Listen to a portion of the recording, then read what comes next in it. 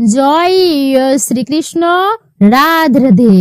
নমস্কার, সবাইকে সুস্বাগত জানাই আমাদের বৈদিক ধর্ম তথা সনাতন ধর্মীয় তথ্যমূলক চ্যানেলে। আজকের এই ভিডিওটি রয়েছে অম্বুবাসী সম্পর্কে। অম্বুবাসী চলাকালীন সময়ে ভুলেও কাউকে দান করবেন না আপনারা এই 5টি জিনিস। 2026 সালে অম্বুবাসী কখন শুরু হবে এবং তা কোন সময় পর্যন্ত চলবে, অর্থাৎ কতদিন থাকবে এই অম্বুবাসী আপনারা জানতে পারবেন। এই সময়ে কি কি কর্ম ভুলেও করবেন না আর কি কি করবেন, অবশ্যই আপনারা সেটি এই ভিডিওটির মাধ্যমে জানবেন। আর যদি আপনারা এই অম্বুবাসী চলাকালীন এই জিনিসগুলি দান করেন, তাহলে আপনার জীবনে দুর্ভাগ্য নিজেই ডেকে আনবেন। অভাব, অনটন, অশান্তি, কলহ ও নানান প্রকার দুর্ভাগ্য আপনার জীবনে অবশ্যই আসবে। নানান রকম সমস্যায় ভুগতে হতে পারে আপনাদের সারা বছর। নমস্কার, সকলকে সুস্বাগত জানাই আমাদের বৈদিক ধর্ম চ্যানেলে। আশা করছি আপনারা সকলেই ভালো আছেন, সুস্থ আছেন ঈশ্বরের অশেষ কৃপায়। আজকের ভিডিওটি আপনাদের জন্য খুবই গুরুত্বপূর্ণ, মনোযোগ সহকারে আপনারা শ্রবণ করবেন। ভালো লেগে থাকলে ভিডিওতে একটি লাইক করবেন এবং কমেন্টে অবশ্যই জয় মা কামাখ্যার জয় লিখে দিতে ভুলবেন না। আপনার ইষ্ট বা গুরুদেবের নামটি লিখে জানাবেন অবশ্যই। ভিডিও থেকে আপনি নিশ্চয়ই উপকৃত হবেন। শুরু থেকে মনোযোগ সহকারে শেষ পর্যন্ত শ্রবণ করবেন, এটাই আমি আশা রাখছি। চ্যানেলটি অবশ্যই সাবস্ক্রাইব করবেন, পাশে থাকার নোটিফিকেশন বেল আইকনটি অল করে রাখবেন। একজন সনাতনী ব্যক্তিকে আপনারা সাপোর্ট করবেন, আমি আপনাদের থেকে এটি আশা রাখছি। তাহলে চলুন প্রবেশ করি আজকের মূল আলোচনায়। অম্বুবাসী 2026 সালে 22শে জুন সোমবার থেকে 26শে জুন শুক্রবার পর্যন্ত চলবে এই অম্বুবাসী। হিন্দু ধর্মে অম্বুবাসীর একটি বিশেষ গুরুত্ব ও মাহাত্ম্য রয়েছে।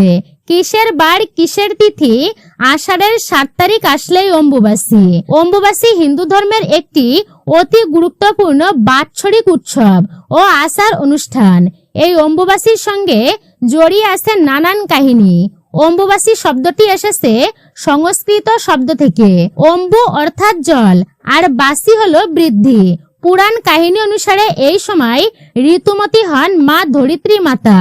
আর মা এই সময় ঋতুমতী হলে যেমন সন্তান ধারণের ক্ষমতা পান, শস্য শ্যামলা হয়ে ওঠেন মা বসুন্ধরা। আষাঢ় মাসের মৃগশিরা নক্ষত্রের 3য় পদে শেষ হলে 4র্থ পদেই শুরু হয় অম্বুবাসী। অম্বুবাসী 3 দিন ধরে চলে।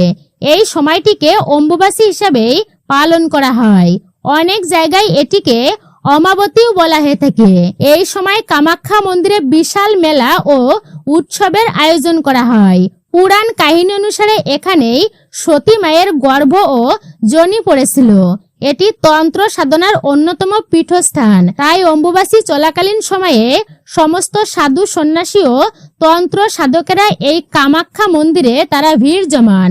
অনেক দর্শনার্থী আসেন এখানে।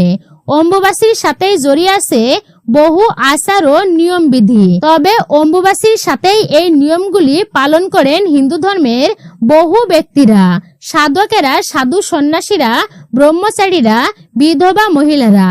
তবে আমাদের গৃহস্থ মানুষদের ক্ষেত্রেও বেশ কিছু নিয়ম বিধি রয়েছে যা আমাদের সকলের মেনে চলা উচিত। আজকের এই ভিডিওতে আমি আপনাদেরকে জানাবো অম্বুবাসী কবে পড়েছে, অম্বুবাসী প্রবৃত্তি ও নিবৃত্তির পূর্ণাঙ্গ সময়সূচি, অর্থাৎ অম্বুবাসী কখন শুরু হচ্ছে এবং কখন শেষ হচ্ছে, অম্বুবাসীর বিধিনিষেধ। এছাড়া অম্বুবাসীর মধ্যে ভুলেও আপনারা কাউকে দান করবেন না এই বিশেষ 5টি জিনিস, তাহলে জীবনে নেমে আসতে পারে চরম বিপত্তি, অশান্তি, কলহ, অভাব, অনটন, দারিদ্রতা, অর্থকষ্ট এবং গ্রহদোষ, বাস্তুদোষ নানা সমস্যায় ভুগতে পারেন আপনারা।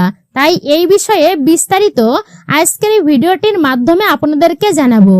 সকলে মনোযোগ সহকারে ভিডিওটি সম্পূর্ণই আপনারা শ্রবণ করবেন। ভিডিওতে একটি লাইক করবেন এবং কমেন্টে জয় মা কামাখ্যা দেবীর জয় লিখতে একদমই ভুলবেন না। চ্যানেলে নতুন হয়ে থাকলে অবশ্যই চ্যানেলটি আপনারা সাবস্ক্রাইব করবেন। প্রথমে জেনে নিন এই বছর অর্থাৎ 2026 সালে অম্বুবাসী কবে পড়েছে। 22শে জুন সোমবার অম্বুবাসী পড়েছে 2026 সালে। আর এই অম্বুবাসী শেষ হবে 26শে জুন শুক্রবার। অম্বুবাসীর তিথির সময় শুরু হচ্ছে, অর্থাৎ অম্বুবাসী লাগবে 22 জুন সোমবার। রাত্রি বেলায় অম্বুবাসী তিথি শুরু হচ্ছে। রাত্রি 9:38 অম্বুবাসী তিথি শুরু হবে। আর এই অম্বুবাসী তিথি চলবে 26 জুন শুক্রবার রাত্রি 10:02। অম্বুবাসী সনাতন হিন্দু ধর্মের একটি গুরুত্বপূর্ণ বাৎসরিক অনুষ্ঠান, যা বছরে একবারই হয়। তথাপি অম্বুবাসীর মধ্যে রয়েছে বিশেষ কিছু নিয়ম বিধি। অম্বুবাসী চলাকালীন সময়ে কোনো প্রকার শুভ কাজ করা হয় না। অম্বুবাসী নিবৃত্তি অর্থাৎ অম্বুবাসী শেষ হবার পরেই সমস্ত মাঙ্গলিক কাজ ও শুভ কাজগুলি শুরু করা হয়। তবে আসামের কামাখ্যা মন্দিরে অম্বুবাসীর 3 দিন ধরে চলে বিশাল উৎসব ও মহামেলার আয়োজন হয় এই 3 দিন। এই সময় অসমের কামাখ্যা মন্দিরে অম্বুবাসীর প্রথা অত্যন্তই গুরুত্বপূর্ণ সহকারেই পালন করা হয়ে থাকে। সতীপীঠের একটি অন্যতম গুরুত্বপূর্ণ স্থান হচ্ছে কামাখ্যা মন্দির। মানা হয়ে থাকে যে এখানে সতীর গর্ভ ও যোনি পড়েছিল, সেখান থেকেই এই কামাখ্যা মন্দিরের সৃষ্টি। মানা হয়ে থাকে যে এই সময় মা রজস্বলা হয়। অম্বুবাসী চলাকালীন সময়ে মায়ের মন্দিরের দরজা বন্ধ রাখা হয় এবং সমস্ত আদ্যাশক্তি অর্থাৎ মায়ের মূর্তিগুলোকে লাল কাপড়ে ঢেকে রাখা হয় এই সময়ে। এই অম্বুবাসী প্রথা চলে 3 দিন ধরে। এই সময় কোনো শুভ কাজ করা হয় না, যেমন বিবাহ, অন্নপ্রাশন, উপনয়ন, গৃহপ্রবেশ, শ্রাদ্ধ। এগুলি অম্বুবাসী চলাকালীন ভুলেও কিন্তু এই কাজ করা হয় না। গৃহ আরম্ভও করা হয় না এই সময়ে। ভূমিকর্ষণ করা হয় না এই সময়ে। বৃক্ষ আদি কাটা হয় না বা রোপণ করা হয় না।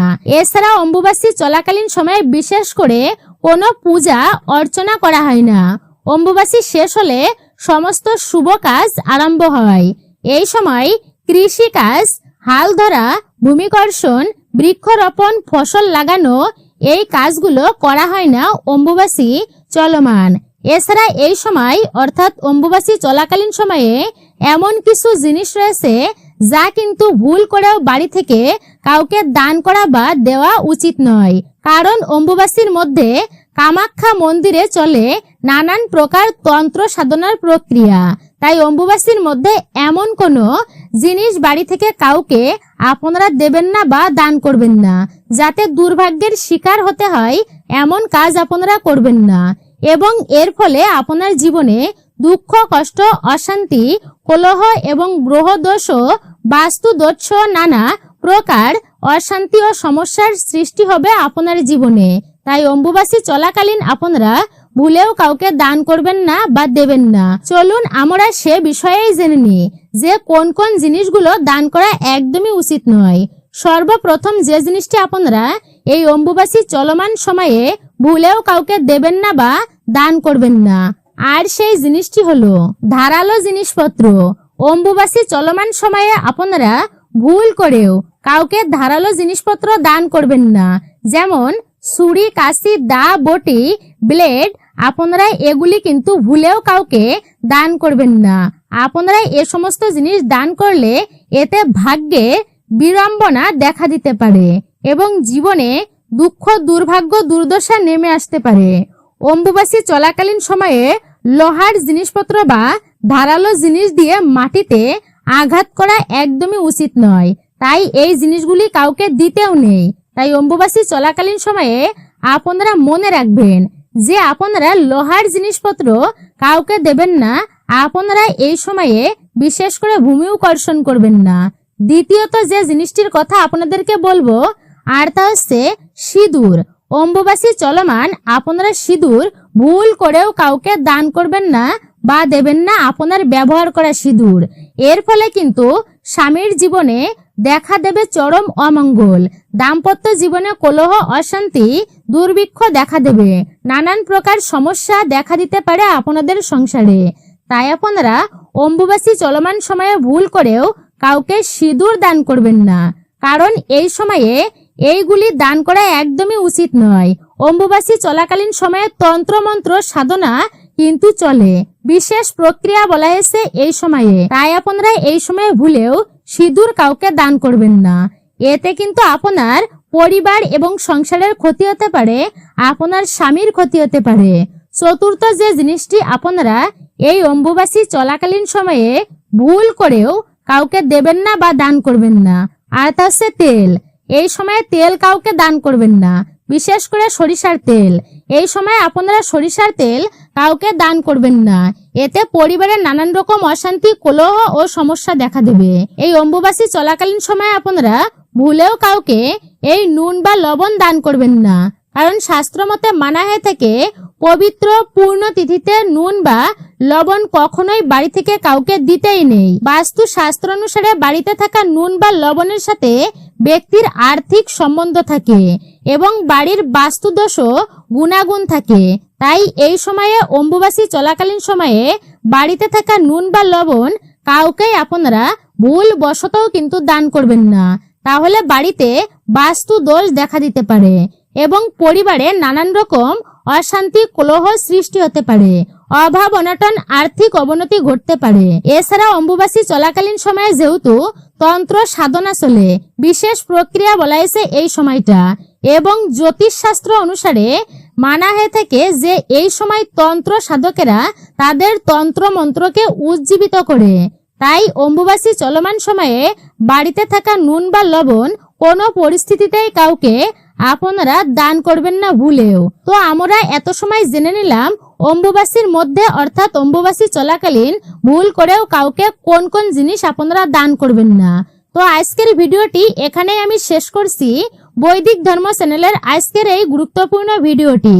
আশা করছি ভিডিওটি আপনাদের ভালো লেগেছে। ভিডিওটি ভালো লেগে থাকলে অবশ্যই ভিডিওতে একটি লাইক করবেন এবং ভিডিওটি শেয়ার করবেন সবার মাঝে, যাতে তারাও উপকৃত হয়। ভিডিওতে একটি কমেন্ট করবেন। জয় মা কামাখ্যা দেবীর জয় লিখতে একদমই ভুলবেন না। সকলে ভালো থাকুন, সুস্থ থাকুন। জয় শ্রীকৃষ্ণ, রাধে রাধে। চ্যানেলটি অবশ্যই সাবস্ক্রাইব করে রাখবেন।